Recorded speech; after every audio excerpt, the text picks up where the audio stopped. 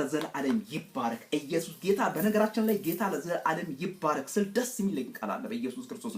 ዳዊት እንደዚህ ይላል፣ ነፍሴ ሆይ እግዚአብሔርን ባርኪው ይላል። ጌታ ለዘላለም ይባረክ። ነፍሴ ሆይ እግዚአብሔርን ባርኪው ይልና አጥንቶቼ የተቀደሱትን ስሞች ባርኩ።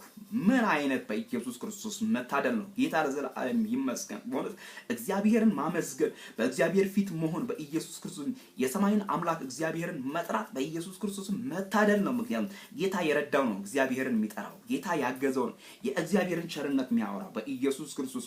ዘጸአት 23 ከቁጥር 25 ላይ እንዲህ የሚል ቃል አለ። እግዚአብሔር ለዘላለም ይባረክ። በኢየሱስ በዘመናት መካከል ላይ እግዚአብሔር አምላክ ለልጆቹ መልካም ነው። መልካም እንደሆነ እኔም አይቼዋለሁ፣ በዘመኔም ተረድቼዋለሁ።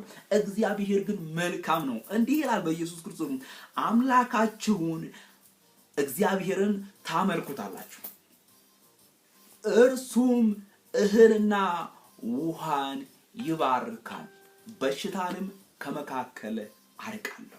አምላካችሁን እግዚአብሔርን ታመልኩታላችሁ፣ እርሱም እህልና ውሃን ይባርካል፣ በሽታንም ከመካከል ያርቃል። በምድር መካን ወይም የምትጨለግፍ አትሆንም፣ የዘመንህ ቁጥርም እሞላዋለሁ።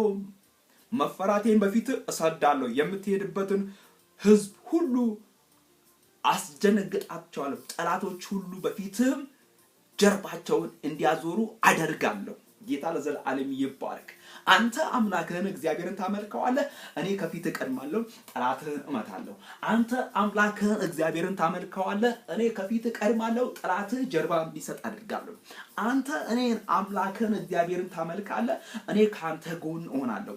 አንተ እኔን ታመልካለህ፣ የኔን ወንጌል ትሰብካለህ፣ የመዳንን ቃል ትናገራለህ፣ እኔ ከፊት እቀድማለሁ እግዚአብሔር ማለት። ስለዚህ አምላካችን እግዚአብሔርን በጽድቅ በቅድስና ወንጌልን በማገልገል ቅዱሳንን በመርዳት ታናናሾችን በማቅረብ የእውነትን ቃል በመግለጥ በመዘመር በመጸለይ እናመልከዋለን። እግዚአብሔር አምላክ አሳልፎ ይሰጠናል። ምድሪቷ የኛ ነች በኢየሱስ ክርስቶስ፣ እኛም የእግዚአብሔር። ሃሌሉያ። መዳን በሌላ በማንም የለም። እንንበት ዘንድ ከሰማይ በታች የተሰጠን ስም ኢየሱስ ነው።